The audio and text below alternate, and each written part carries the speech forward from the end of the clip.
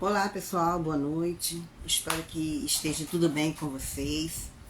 Eu sou a Kátia Rumbelsperge e passando aqui aleatoriamente para falar de alguns assuntos meio polêmicos, porque eu trabalho com a criança até praticamente ao adulto, um pouco com a terceira idade. Então, o que eu tenho percebido? Que os adultos de hoje estão sofrendo muito com os traumas do passado. E na terapia, o que a gente faz? O que Freud falou? Freud deixou escrito o seguinte, que o inconsciente é a verdadeira realidade psíquica. Então, se o inconsciente é a verdadeira realidade psíquica, e diante da violência que nós estamos vivendo hoje, convivendo com isso, diante de pais, mães, adultos violentos, e esses adultos hoje estão violentos porque a realidade psíquica deles do passado vem à tona. Justifica? Não, mas é uma realidade. E isso tem me incomodado muito porque por onde eu passo, a violência com a criança ela é muito grande. Então, o que acontece com a mente dessa criança?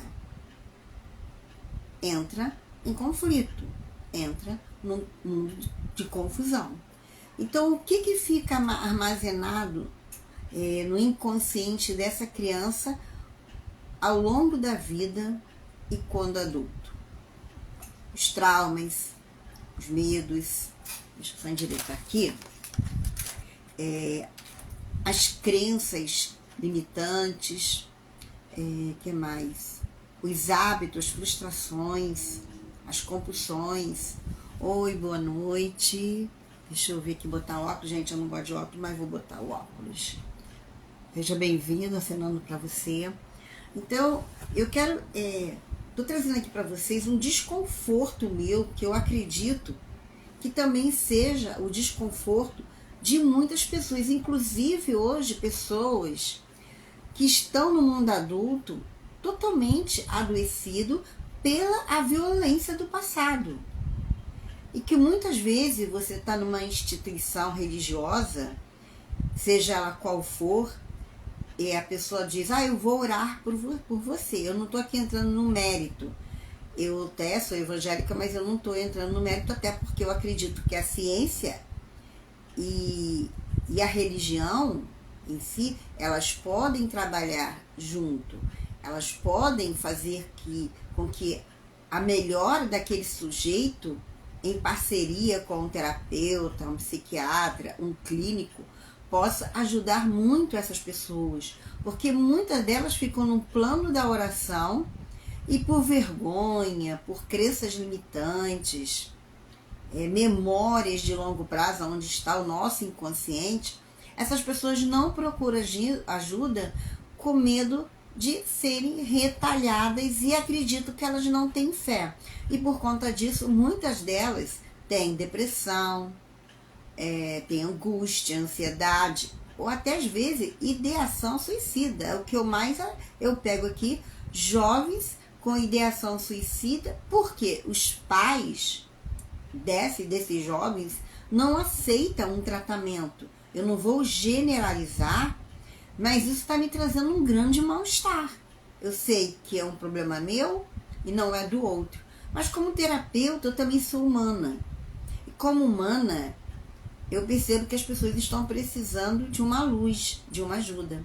Então, a ideia dessa live é trazer para a consciência de vocês aquilo que fica no nosso inconsciente. O consciente, ele é acessível e pode ser percebido e articulado. É aquilo que eu estou falando com você. Então, quando o meu paciente ele chega até a mim, eu vou olhar para ele e perceber a história que ele está me trazendo. Porque o inconsciente ele é inacessível para a consciência e não pode, como é que eu vou dizer, não pode ser diretamente percebido ou articulado pelo paciente, inclusive pelo terapeuta. O que a gente faz? Nós vamos criando possibilidades, a escuta, para poder entender o que aquele paciente ele está trazendo para mim, o que está ali oculto, que para ele não está sendo revelado e nem para mim. Agora, cabe a mim trabalhar esse paciente para que eu possa tirar de dentro dele, entre aspas, as memórias de longo prazo. Porque no consciente fica o quê? A memória de curto prazo. Então, na memória de curto prazo, eu não consigo dar conta pelo que você traz. Eu preciso ter mais tempo com o paciente para entender qual é a questão, qual é a queixa, o que está acontecendo. Essa live, ela deveria ser muito grande. Inclusive, eu vou fazer, estou preparando um curso de terapia, onde estarão esses conteúdos, não desse aqui. Deixa eu ver, Ricardo. Vou assinar para você. Seja bem-vindo aqui na live. Então, para a gente ter uma ideia, no inconsciente, o que fica no inconsciente? Fica os hábitos, as crenças limitantes, seja elas quais forem, as compulsões, esse desejo que a pessoa tem de comer, de possuir uma roupa, um carro novo. Eu não estou dizendo que você não possa fazer, mas tudo que é exagero é patológico. Então, tem algo ali que a pessoa... Por quê? De repente, essa pessoa ela tinha uma proibição no passado e hoje ela resolveu começar a comer. E ela já comia lá desde do papai e da mamãe, porque havia essa ansiedade, né? Que mais? Tem discursos internos que ela fica acreditando, se invalidando, porque ela não acredita mais nela. E ela só traz para o lado dela, infelizmente, pessoas iguais, pessoas idênticas. Vocês já repararam isso? A pessoa às vezes se separa de uma pessoa, de um relacionamento, ela vai para um outro relacionamento praticamente igual. Enquanto ela não for tratada nessas memórias dela de longo prazo, que está no nosso inconsciente, ela vai repetindo o ato. E talvez esse ato, geralmente é assim, vem lá da família materna. Pode vir da ancestralidade, mas geralmente é um pai, uma mãe que não conviviam bem, e essa criança, ela queria salvar essa família, e ela não consegue, porque ninguém consegue salvar ninguém, ninguém consegue tirar ninguém do buraco, só milagre, só Deus ou terapia. Então ninguém consegue ser salvador de ninguém ou salvadora. Que mais? As fobias também, os desejos, as emoções, os medos, legados familiares, tudo isso está no nosso inconsciente. E no consciente, o que tem no inconsciente? A consciência, ela tem o quê? Pensamento, sentimento, percepções. E essas percepções podem ser atuais ou do passado, sim, mas elas não ficam ali, elas caem para o inconsciente. Eu sei que é difícil você aprender isso, porque o meu desconforto é saber que existem muitas crianças que estarão mais doentes lá no futuro do que esses próprios pais. Inclusive, eu mesmo vivenciei isso com a minha mãe, só que eu não sabia que ela estava doente. A gente não sabe, a gente se conforma com aquele estado e acha que é natural, porque nós somos criança. E como criança, a gente não percebe o adoecimento da família. Por isso que o terapeuta, ele não pode fazer terapia com a própria família, porque não vai dar conta por conta das emoções que ficam registradas ali no inconsciente. Então, o que nós fazemos? Nós olhamos para dentro dessa pessoa. Eu costumo dizer que o nosso inconsciente está no nosso corpo, nas nossas memórias celulares. Quantas coisas assim que a gente sente um cheiro e lembra lá do passado. Alguma fala que alguém falou de repente e você se reportou lá para trás. Puxa vida, eu vi muito isso, que eu não ia dar em nada, que eu não ia conseguir. E acaba o quê? Eu não tenho um propósito de vida. Eu estou aqui no computador, estou com 2 computadores, fazendo um mapa mental sobre a consciência e o inconsciente. para os meus clientes, para o meu curso. Aí você percebe que os desejos reprimidos, as memórias traumáticas, os impulsos não reconhecidos estão aonde? No nosso inconsciente. E é um conhecimento muito difícil, que vem de Freud, né? Que Freud que escreveu que o inconsciente é a verdadeira realidade psíquica. Então, o que acontece? Acontece que você não consegue aprender assim como estou aqui numa aula. Opa, vou assinar aqui para você também. Então, o que fica no consciente? O raciocínio lógico, a memória de curto prazo, a força de vontade, as reflexões, as análises, sensações, os objetivos e esses pensamentos. O problema é que criaram que para você estar numa empresa, você precisa ter a sua inteligência desenvolvida, que eles dão o nome de soft skill. Só que não é bem assim. Você, para ter as inteligências, para que você não sofra, é preciso um tratamento, porque somente você ter esse conhecimento não vai dar conta de você se desenvolver nas empresas. Eu atendi várias empresas com consultoria, mentoria, e ali tinha vários adultos com problemas emocionais que não estavam dando conta dessa inteligência. Então as pessoas floreiam muito, romantizam a situação, como se a pessoa de um nada vai motivar a inteligência dela. Mas não vai conseguir. É como eu digo, o iceberg. Nós temos o iceberg, né? Deixa eu ver aqui tem um negócio aqui, peraí. Não sei se vocês conseguem enxergar o iceberg. Nós temos esse iceberg. Essa pontinha do iceberg é a nossa consciência. E aqui para baixo é nosso inconsciente. Então o que acontece? A nossa consciência, ela só registra 5% daquilo que nós adquirimos durante o dia. E 95% fica para o nosso inconsciente. Então veja bem, como é que eu vou conseguir desenvolver os meus pensamentos, a minha inteligência, se ela está comprometida. Eu não fui a um terapeuta, eu não aprendi, o que vem minha mente não dá para reter, porque eu não vou conseguir reter? Porque eu vou ter que usar a minha consciência. E quando eu começo a ser olhado pelo outro, pelo líder, por um chefe, por um mentor, eu não consigo dar conta.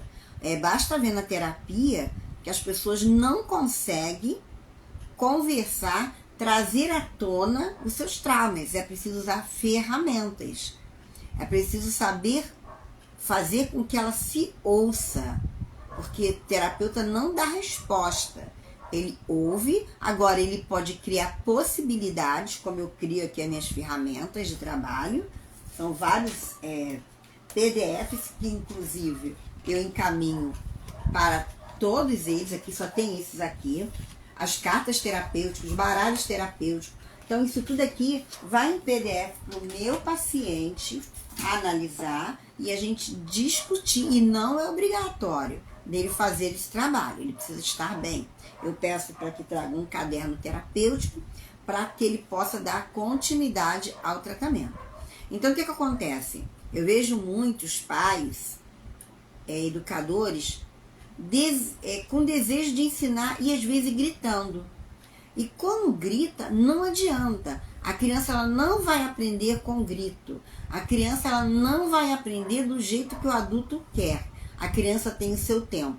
Inclusive, eu estou preparando já há um tempo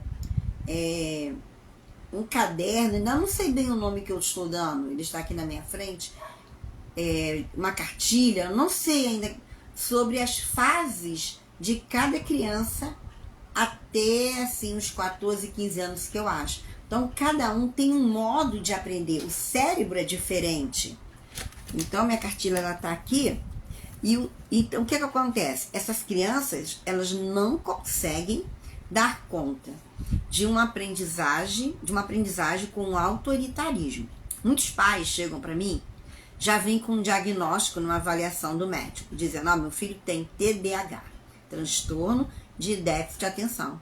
Tudo bem, vamos avaliar. O que eu faço? Eu pego esse diagnóstico do médico, ou seja, de quem for, entre aspas, coloco na gaveta e vou começar uma nova avaliação para poder entender se realmente essas crianças, esses adolescentes, têm realmente TDAH. Porque às vezes são problemas emocionais já construídos no ventre materno. A falta de desejo dos pais de querer aquela criança, o desejo de aborto. Hoje a epigenética ela já ensina, ela já fala sobre isso.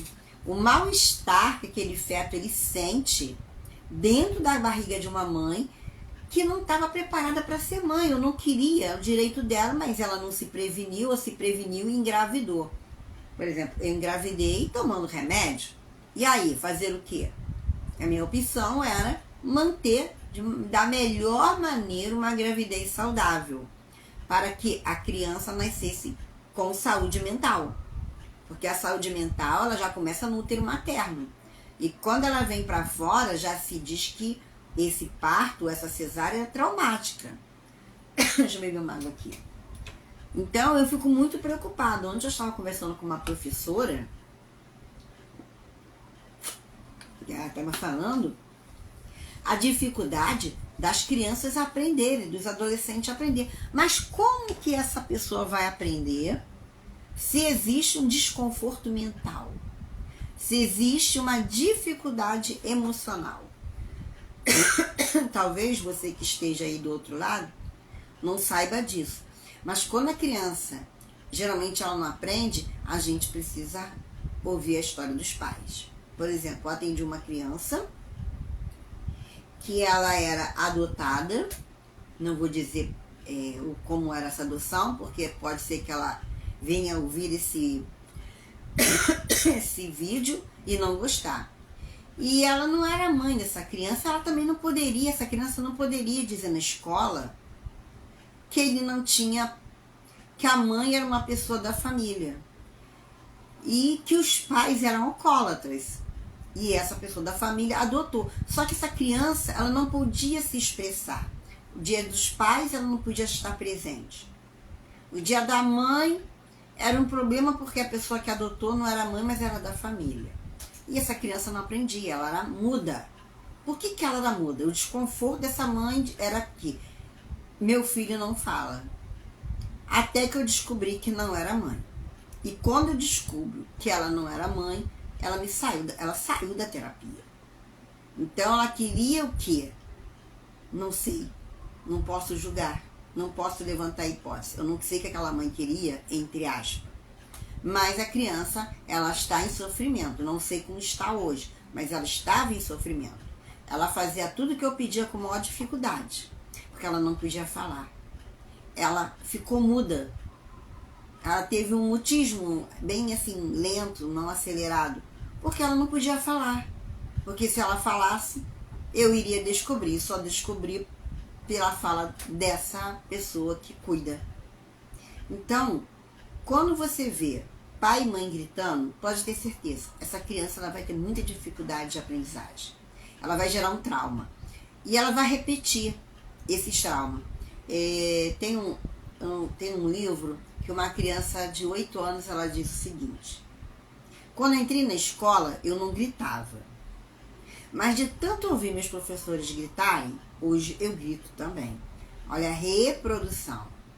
Quando um pai, uma mãe fala palavrões, palavras torpes e pede para não falar também, não existe uma lógica nisso. Aquela frase, né, uma falácia. Faz o que eu mando e não faz o que eu faço. É um espelho rachado. Ensinar a mentir não faz bem. Então tudo isso vai adoecendo a criança e nós temos hoje adultos adoecidos por conta desses traumas geracionais. Se você não se cuidar, só um milagre. Ou você vai para uma instituição religiosa, mas mesmo assim você precisa de uma terapia.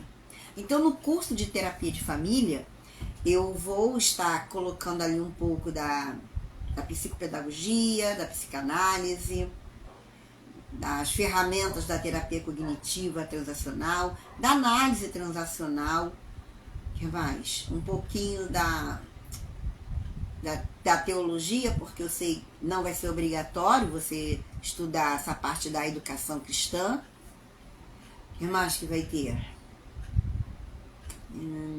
A epigenética, que eu acho assim fundamental quando a gente conhece a epigenética. Eu não sei se esse conteúdo que eu estou trazendo aqui como uma reflexão está sendo viável para você. Então, voltando para o nosso inconsciente, eu tenho aqui uma colinha. Então, o inconsciente é a camada responsável pela nossa vida, assim, por nos manter vivos através do funcionamento de todas as partes do nosso corpo. E também essa programação, ela vem do útero materno. Ela não vem aleatoriamente de algum lugar. Então, no inconsciente do ser humano, o que tem? Tá assim, o instinto de sobrevivência, que leva a pessoa a lutar e fugir de algum problema. E também, quando você vê uma pessoa na dependência química, que eu trabalho com dependentes químicos e suas famílias, você vê que na vida deles, eles não conseguem lutar e fugir. Eles não conseguem ter pulsão de vida. Eles têm o quê? A pulsão de morte. Porque no momento de lutar e fugir dele, desde o início da sua vida, ele não conseguiu. Porque teve uma castração. Foi castrado pelo pai, sempre. Você não pode fazer. E esse não pode fazer sem dar uma explicação, castra essa criança. Bloqueia a mente dessa criança. O não, ele é necessário, mas sendo explicativo. O não é cura, também é uma doença. Por quê? Se eu digo não vai fazer e explicar o porquê do não, já não tem mais uma comunicação assertiva. O inconsciente também, ele é responsável por nosso sistema imunológico. Muitas doenças hoje são adquiridas por falta da nossa defesa no nosso organismo.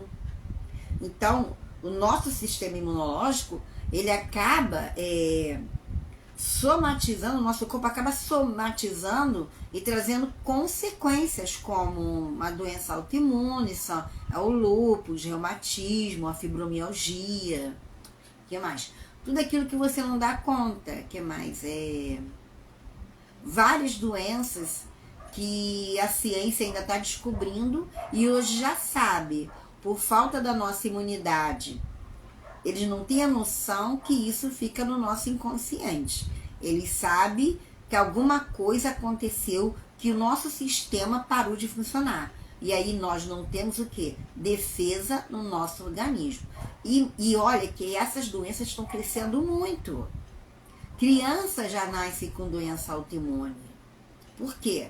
Porque ela já é rejeitada muitas vezes no ventre materno. Ou pelos pais, por falta, assim, pelo homem, né? Por falta de responsabilidade. Porque tanto o pai quanto a mãe, 50% faz parte dele. Por exemplo, a menina ou o menino traz 50% da mãe e 50% do pai. Então, tanto o homem quanto a mulher são responsáveis por aquela criança. E aí, às vezes, essa criança ela nasce com um problema, o homem some. Esqueceu que ele é responsável também pelaquela doença daquela criança. Só Deus sabe o que acontece numa casa, dentro de um relacionamento. E aquela criança, ela sabe tudo, ela escuta tudo, ela ouve tudo. Então, o nosso inconsciente, ele é responsável pelo nosso sistema imunológico. Tudo que você fala, tudo que você for, ofende, fica gravado no nosso corpo. Fica gravado desde a ponta do pé ao último fio de cabelo. Eu não sei se vocês estão gostando, ou coloca um coração para eu saber se essa live está sendo suficientemente para vocês, para eu dar continuidade. Então, também o nosso inconsciente, gente, ele é responsável pelo nosso sistema autônomo, que é as nossas ações vitais, nossos batimentos cardíacos, que mais?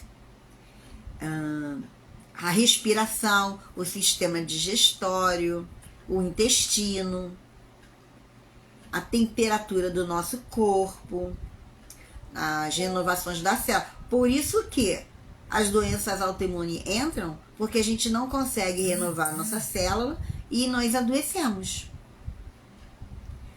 Então, precisamos entender que a educação, ela precisa ser assertiva, interdependente, independente, para termos dependência e independência.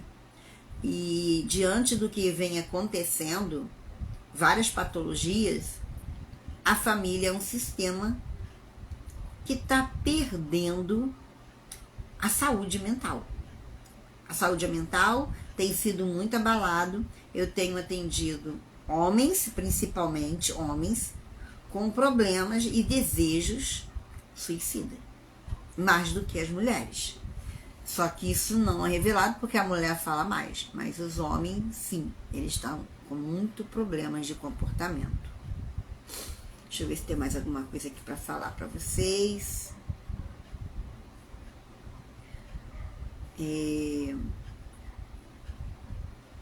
O inconsciente também é que fica a interpretação dos nossos sonhos, os lapsos de memória, e isso faz com que nós trabalhamos praticamente, se não tiver uma, como é que eu vou dar o nome para vocês, trabalhar com a psicanálise é um pouco mesmo difícil.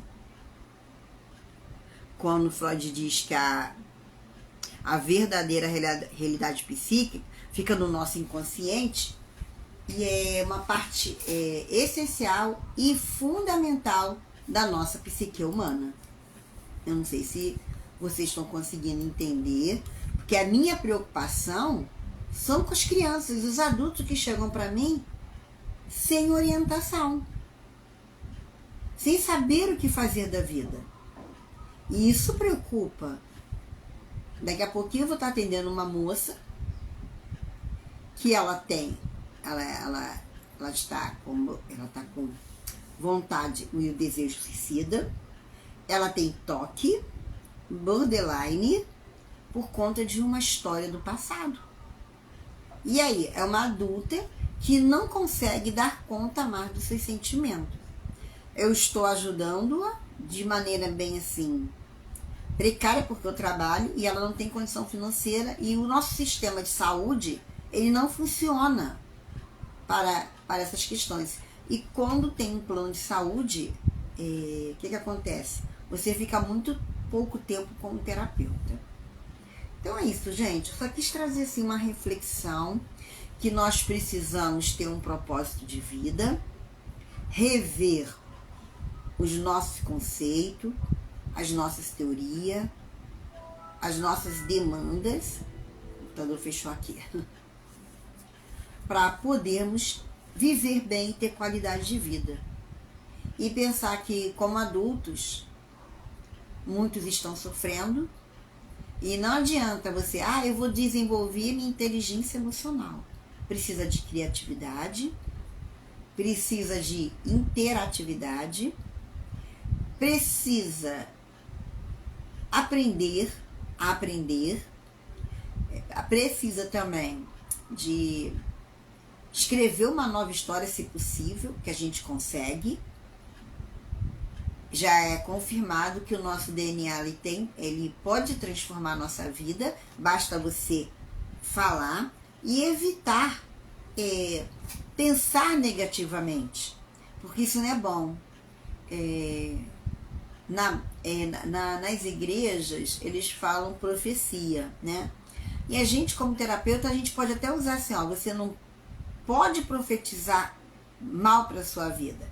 que as tuas palavras, elas podem produzir vida. O que você fala traz para você sintomas negativos, sintomas de ansiedade. Porque a mágoa, dependendo de quem for falar com vocês, é o primeiro dos sentimentos que vai gerar ira, que vai gerar raiva, que vai gerar um desejo de violência, que vai gerar uma depressão se não tratado. Então, a gente precisa tratar essas fobias, a síndrome do pânico, tudo vem lá de trás. Tudo vem de quem? Dos nossos pais. Aí tem pessoas que falam, você está culpando eles? Não, porque eles também tiveram traumas, nossos avós, bisavós, tataravós, não tiveram esse conhecimento que eu e você temos hoje, graças a Deus. Porque sem esse conhecimento, a gente não sobreviveria. E eu amo a minha profissão. Eu, pessoalmente, acho ela muito difícil, porque nós temos, como Freud falou, exatos falhos, que são esquecimento da nossa fala. Às vezes nós falamos coisas que não devemos. Até o apóstolo Paulo, ele diz assim, bem que eu quero, esse não faço, mas o mal, esse eu não quero e esse é que eu faço. Nós temos esses comportamentos repetitivos, que são um reflexo de conflitos do passado. Eu sei que pode estar um pouquinho assim difícil, porque a psicanálise realmente ela é muito complexa. A gente leva 5 anos até o dia de hoje estudando, porque a gente não consegue dar conta. Então, para aprender a aprender, é preciso estar sempre se desconstruindo. Hoje eu postei até um áudio, eu esqueci o nome da atriz, ela falou, achei muito interessante. Nós precisamos dar conta dessa nossa esquizofrenia, entre aspas, tá, né? Que todos nós temos a nossa própria esquizofrenia. Eu achei muito interessante e postei lá no Instagram, né, no meu Instagram. Então, não podemos romantizar a nossa vida com aquilo que não é real. Nem tudo os pais sabem e nem todos os filhos sabem tudo. Então, os filhos não podem salvar os seus pais, os filhos precisam estar no lugar de filhos e os pais no lugar dos seus pais. Então é isso, gente. Eu sei que a hora tá passando, se vocês estão aí, porque deve estar gostando, eu não sei. Eu sou pouco de vir aqui, eu tô querendo ser mais constante na internet. Deixa eu ver aqui. Oh, meu Deus. Quase que eu cancelei aqui. Deixa eu ver aqui o nome de vocês.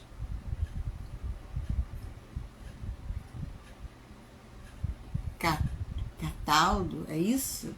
Cataldo, Ricardos, Paulos. Muito obrigada por vocês estarem aqui. Eu sei que só foi assim uma reflexão do modus operandi em que estão vivendo na família. Elas estão vivas e mortas dentro de casa. Porque uma família que não trabalha em equipe, ela não existe. A família tem que trabalhar o nós, não o eu. Como o Freud falou, né? O id, o ego e o superego. O id é o princípio do fazer, do prazer. Eu faço o que eu quero, ninguém manda em mim, sou independente, não quero ser dependente de ninguém. Esse é o id. Esse é o perigoso. Mas ele também é bom, porque o id, ele faz com que você tome atitude também boa, né? Você vai passear, você vai pro lazer. E nós temos ego e superego. E o superego também, ele é o bonzinho, mas também ele é o malzinho. Ele é um autoritário, quando ele não sabe agir com autoridade. Eu mando, eu sei tudo, eu sou dominante, e isso não é bom. Não é agradável, porque as crianças sofrem caladas. Olha, vocês estão aqui, vocês dois, não, são 7h20. Eu entrei aleatoriamente, não avisei a ninguém. Então eu só queria saber se vocês têm alguma pergunta para fazer ou só estão também por curiosidade. Então, vou me despedir de vocês. Muito obrigado pela presença.